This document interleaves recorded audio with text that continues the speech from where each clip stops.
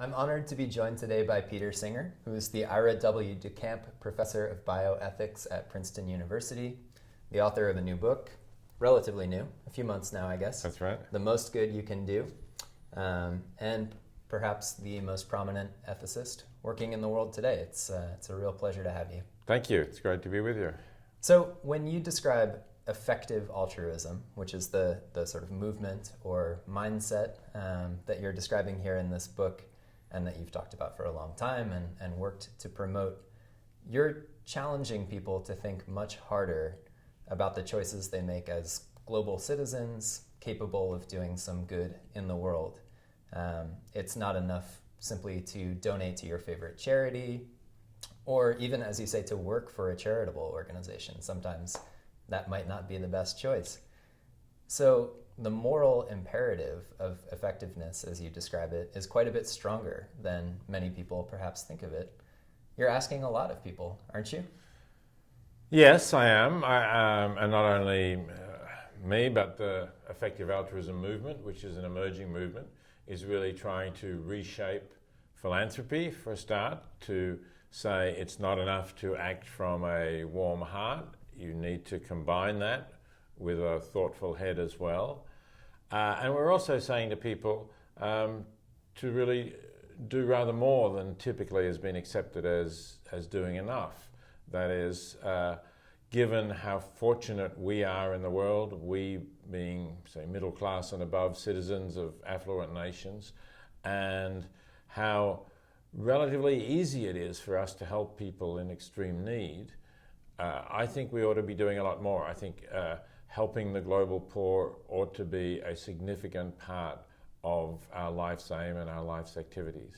Right. And one of the central pillars, I would say, of your book is sort of refocusing the philanthropic sector on effectiveness, really examining, are the choices that they're making as philanthropists specifically geared around the most effective way of spending their money? What will it take to affect that mindset shift? I think people will have to stop thinking of your charitable choice as a matter that is just, any choice is as good as any other. If it's your passion to follow chamber music, then promoting chamber music is just as good as your passion to restore sight in people who are blind. Mm-hmm. And we'll have to get people thinking about what are really the most important things and the places where you can make the most difference. That's what people need to think about, and move away from this idea that anything that gives me a warm glow is good enough. Right. And I was intrigued by the point that you make that people should think individually, what am I capable of doing? What sort of change am I capable of affecting? And one of the examples that you used struck me, and that's climate change. It's a huge issue. We're talking about it as, a global existential crisis. But you point out that most individuals are not necessarily in a great position to have a major impact on climate change policy.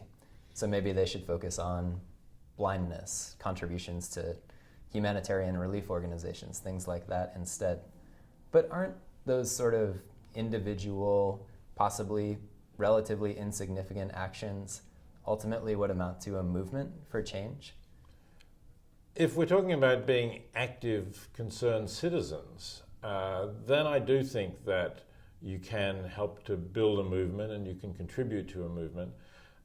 So I do think that as concerned citizens in a democratic society, we ought to be active in letting our leaders know that we think climate change is a huge pressing issue, and that we want the government's policy to be one that contributes in the most constructive way possible with other nations to solving that problem. That's certainly true. But as an individual, while I can certainly try to live in a way that is more sustainable, to reduce my use of fossil fuels if possible, to purchase green energy from my utility, all those things may be worth doing. But that seems to me to be not a problem that is going to be solved by those individual actions. As long as other people are able to use as much energy as they like in a thoughtless way. We need to have government policies there. So that's why I think the emphasis should be on trying to change government policy. Mm-hmm. In contrast, when it comes to something like restoring sight in people who are blind or reducing the incidence of malaria in areas where that's prevalent, these are things where each one of us can make a significant contribution that can restore sight in hundreds or possibly even thousands of people without being Bill Gates or super wealthy. Right. That's within the capacity of many ordinary people. Similarly, saving lives, preventing incidences of malaria. Those are things where we make a difference, each one of us. We're not dependent on an overall policy change to really make an impact. Right. And you note that to some degree, philanthropic organizations and their advisors have sort of avoided those comparisons of, one sector as more worthwhile as the subject of charitable contribution than another. What do you attribute that resistance to? Why aren't we saying, malaria is the easy fix, let's focus on that, something else should wait? I think if you look at the big philanthropy advisors, they see themselves as providing a service to their clients, and they don't want to lose clients. If a client comes to them by saying, I am passionate about opera, they don't want to say, well, look, does opera really make as much a difference to the world as saving the lives of people in poverty? Mm-hmm. So, because then those people will just go to someone else. So, in a way, they have a vested interest in saying, whatever your concern is, come to us, we can help you to realize that particular concern in the best possible ways. So they end up being very non-judgmental. And I think that's a mistake. I work in ethics, in moral philosophy, and I think a lot about moral judgments, and it seems clear to me, and indeed to most of my colleagues, that some moral judgments are more defensible, more justifiable than others. So I think we need to get people to think about their philanthropic choices as, in fact, moral judgments, mm-hmm. or moral judgments being implied that choice is a better choice than other choices.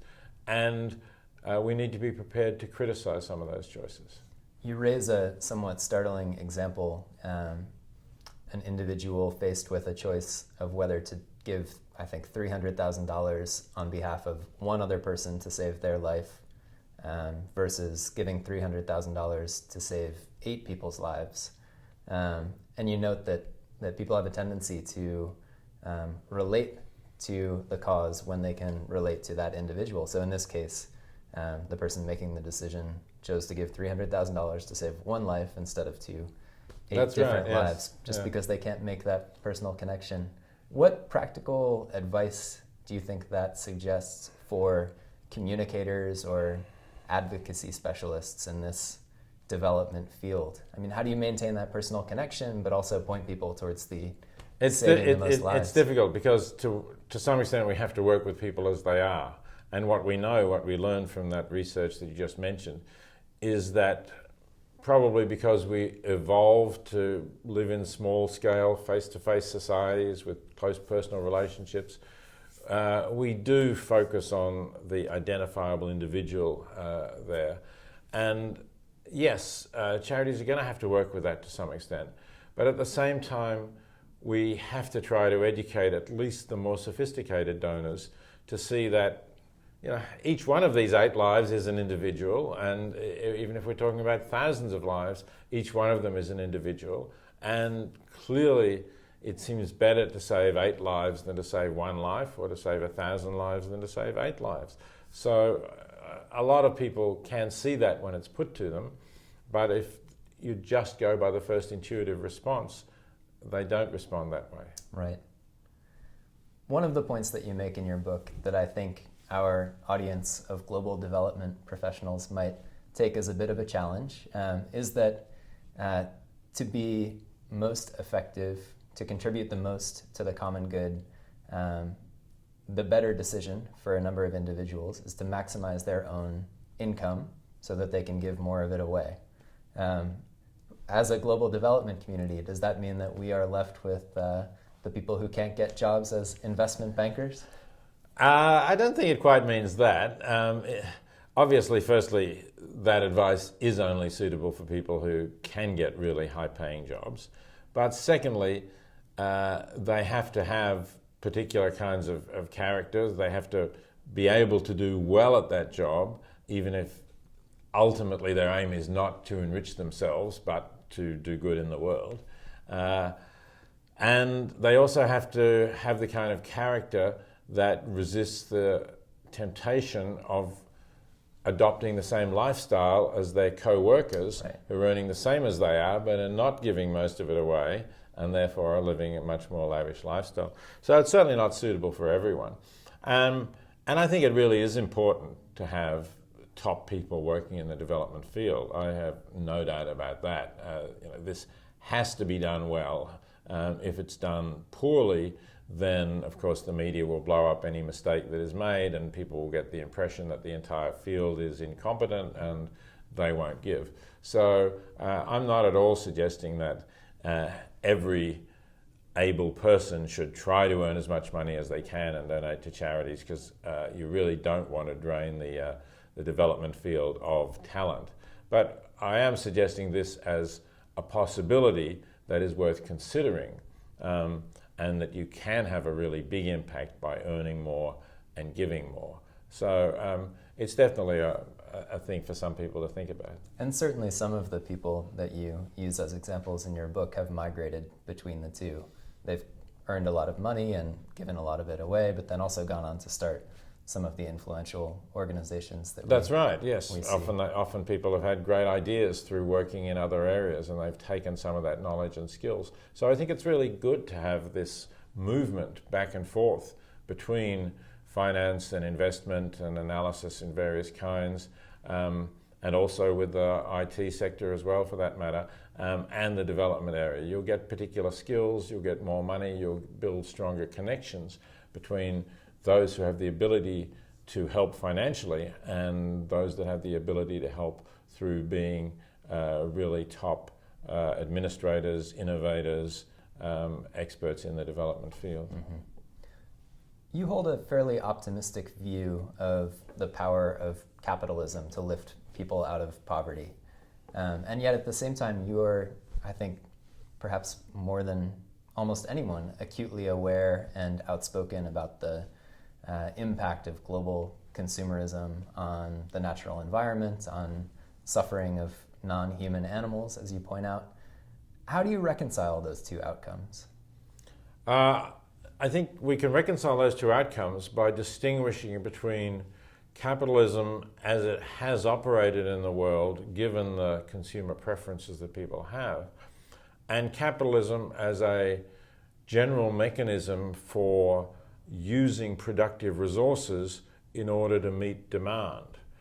Because the latter is much more abstract, and what capitalism is going to do will depend on the demands that people have. So if consumer demand for ethical products rises, if, for example, consumers refuse to buy factory farm products because of the cruelty to animals involved, or because of the damage done to climate through greenhouse gas emissions, then capitalism will provide alternative plant-based, more ethical foods. So in that sense, the problem is not with capitalism, but it's with what consumers are seeking from capitalism. And I think it can shift. In terms of lifting people out of poverty, I think there's no doubt that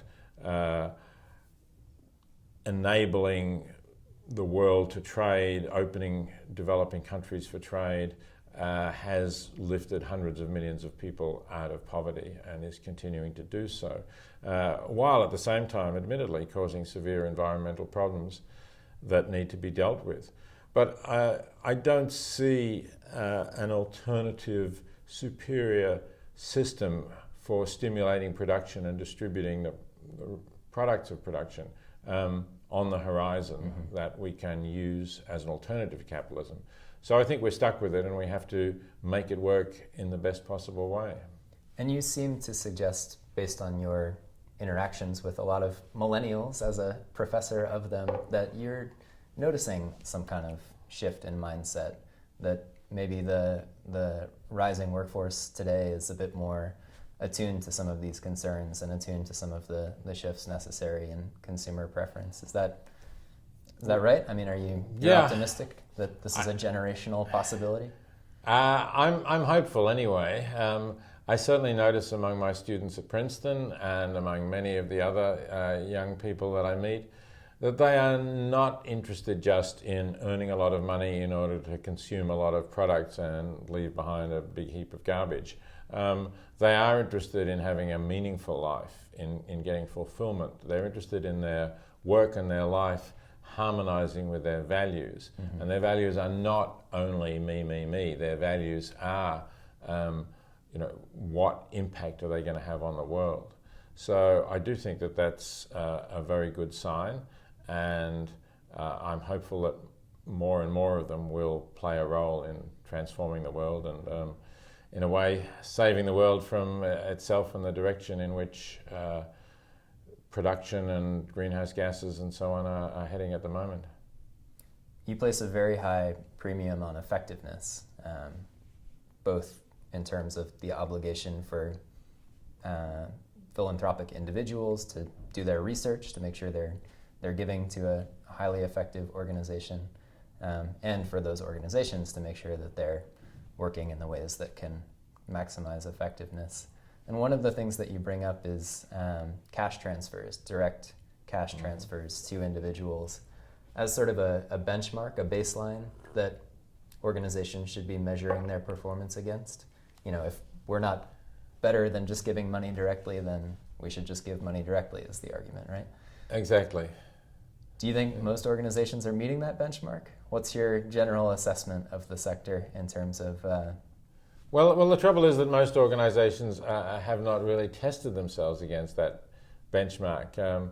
In the book, I quote a dialogue that was on National Public Radio between somebody from Give Directly and somebody from Heifer International. And the challenge from Give Directly was, let's try it. Let's do a randomized trial in which you give a cow to randomly half of the families, and you give whatever it costs you to deliver that cow to the other half. And then we come back in a year and we see who's done better.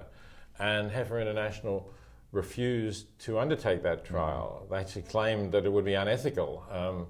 I think it would be highly ethical. In fact, I think it's unethical to continue doing something when you haven't attempted to assess it, to see whether that is the best thing that you could be doing with your donors' resources. So I'd like to see more organizations doing this and actually having this kind of trial. I think it would be really interesting, and it would challenge a lot of organizations to see whether what they're doing does pass that test. Do you think they're worried in many cases that it won't? Is that the resistance? I'm sure that some of them are worried that it won't. Some of them would say, with some legitimacy, well, what we're into is much more long-run things, right? If we're into education, we're into educating girls, for example, and we want to see what impact that has on their families, on the number of children they have, on how healthy their children are. Well, clearly, that's a test that's going to take 10 years to run. So it's not that easy to do.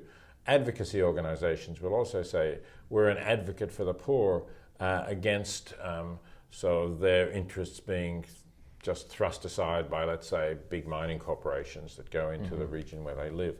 You can't run randomized trials on that kind of thing. So this is not going to work in every case, but where you have a specific intervention that you're repeating over and over again, like giving a cow to a family, that's something that you ought to be able to test without too much difficulty, and why not test it? Is there any concern that this sort of framework predisposes giving and action towards just the lowest hanging fruit? And maybe that's not a concern, but there are significant issues with, democratic participation, civil society freedom, things like that are harder to give to, harder to measure effectiveness, as you say, probably take longer. What's the risk in just sort of,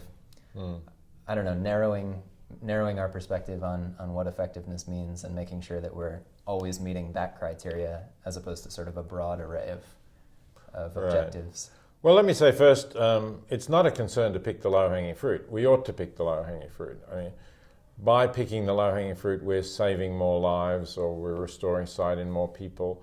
We're doing more good with the resources because we can, with the resources we have, we're helping more people faster than we would if we didn't pick the low-hanging fruit. So that's good. But the broader concern that you mentioned, are we, some people will say, are we using Band-Aids rather than trying to tackle the Right. causes of Structural, the problem, structural change of issues. something, that sort. Yeah. That is a concern. And I think effective altruists need to think about how we can give proper value to those larger structural changes.